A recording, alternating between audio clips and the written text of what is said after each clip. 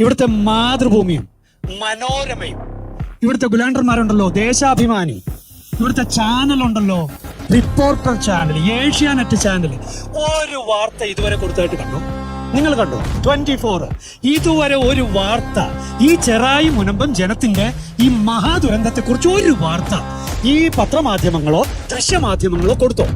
ഇല്ല. ഇവിടെ ഉണ്ടല്ലോ സാംസ്കാരിക നായകന്മാര്, ഫലസ്തീനായിക്ക് വേണ്ടി കരയുന്നവര്. ഒരാളെങ്കിലും മുന്നോട്ട് വന്നിട്ട് ഈ മുനമ്പത്തെ ജനത്തിന്റെ പ്രശ്നം ഇത് വളരെ വിഷം വരുത്തുന്ന പ്രശ്നമാണെന്ന് പറഞ്ഞൊരു വരി കുറിക്കാനായിട്ട് ഇവർക്ക് കഴിഞ്ഞു? ഇവിടെ ഉണ്ടല്ലോ ആനന്ദന്മാരും ഒക്കെ ഉണ്ടല്ലോ കുറെ. കഴിഞ്ഞോ? ഇല്ല. ഇത് ഗൂഢാലോചനയുടെ ഭാഗമാണ് ഞാൻ പറയുന്നത്.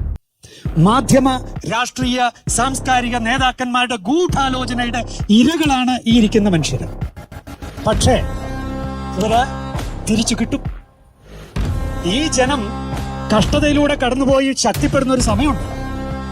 ആ നേരത്ത് ഇപ്പറയുന്ന നേതാക്കന്മാരുണ്ടല്ലോ, അവർക്കൊന്നും ഈ പരിസരത്തെ കടക്കാൻ പറ്റില്ലെന്ന് മാത്രമല്ല, ഇതോടൊപ്പം ഈ സംഭവത്തോടൊപ്പം കേരളത്തിന്റെ രാഷ്ട്രീയ മുഖം മാറാൻ പോവുകയാണ് എന്ന് സത്യമായി നിങ്ങൾ തിരിച്ചറിഞ്ഞേക്കണം. കേരളത്തിന്റെ രാഷ്ട്രീയ മുഖമാണ് മാറാൻ പോകുന്നത്. ഇവിടെയുള്ള മനുഷ്യരിത് കാണുന്നുണ്ട്. ഈ വർഷങ്ങളായി നടന്നുകൊണ്ടിരിക്കുന്ന ഈ അധിനിവേശങ്ങളൊക്കെ മനുഷ്യർ കാണുന്നുണ്ട്. ആരൊക്കെയാണ് ഈ കൊള്ളക്കാർക്ക് കൂട്ടുനിൽക്കുന്ന കഞ്ഞിവെക്കുന്ന കള്ളന്മാരെന്ന് എല്ലാവരും തിരിച്ചറിയുന്നുണ്ട്.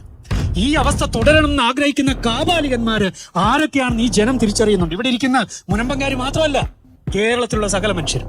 അതുകൊണ്ട് തിരിച്ചടി ഉറപ്പായിട്ടും ഉണ്ടായിരിക്കും.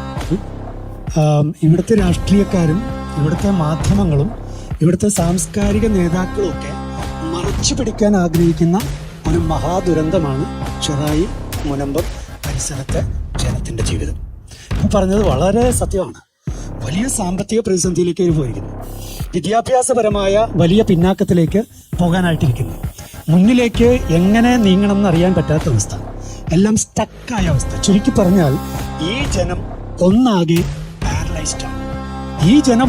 പാരലൈസ്ഡ് ആണ്. ഇവിടുത്തെ മുഖ്യമന്ത്രിക്ക് ഇതേക്കുറിച്ച് എന്തെങ്കിലും ചിന്തയുണ്ടോ? ഇവിടുത്തെ പ്രതിപക്ഷ നേതാവിന് ഈ ജനത്തെക്കുറിച്ച് എന്തെങ്കിലും ചിന്തയുണ്ടോ? ഇവിടുത്തെ രാഷ്ട്രീയ പാർട്ടികൾക്ക് എന്തെങ്കിലും ഉണ്ടോ?